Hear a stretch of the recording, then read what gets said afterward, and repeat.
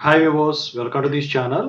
So ఇందుట్లో వచ్చేసరికి చాలామంది స్టూడెంట్స్ అడుగుతా ఉన్నారు. ఏంటంటే ఓడి 1 వీక్‌లో తీసుకోవాలంటే ఏమైనా ప్రాసెస్ ఉంటదా అని చెప్పేసేసి అడుగుతా ఉన్నారనమాట. దాని గురించి నేను చెప్పబోతున్నాను. ముందుగా అయితే ఇంతవరకు ఈ ఛానల్ సబ్స్క్రైబ్ చేసుకున్న వాళ్ళు ఎవరైనా ఉంటే ఖచ్చితంగా సబ్స్క్రైబ్ చేసుకొని వీడియో లైక్ చేయండి, షేర్ చేయండి.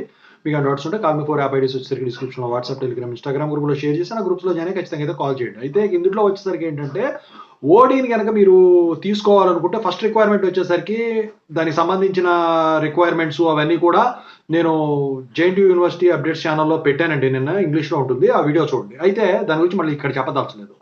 అయితే ఇక వచ్చేసరికి ఏంటంటే ఇక్కడ మీకు ఓడీ 1 వీక్‌లో కావాలంటే ఫస్ట్ థింగ్ మీరు యూనివర్సిటీకెళ్తే పనవుతుందా అంటే అవుతుంది. కాకపోతే పీసీ తీసుకొనుండాలి. అది వేరే విషయం. అయితే మీరు ఆన్‌లైన్‌లో అప్లై చేసుకోవాల్సుంటుంది. ఆన్‌లైన్‌లో అప్లై చేసుకుంటకుండా డైరెక్ట్‌గా తీసుకోవటం కుదురుతుందా అంటే ఓడీ ఎలిజిబిలిటీ అనేది స్టూడెంట్ సర్వీస్ పోర్టల్‌లో మీకు చూపించాలి. చూపించిన తర్వాత మీరు గనక యూనివర్సిటీకెళ్తే ప్రాపర్ రీజన్‌గానే చెప్పినట్టయితే ఫర్ ఎగ్జాంపుల్ మీరు ఎంఎస్ సీట్ వచ్చింది యూకేలోనో, యూఎస్‌లోనో.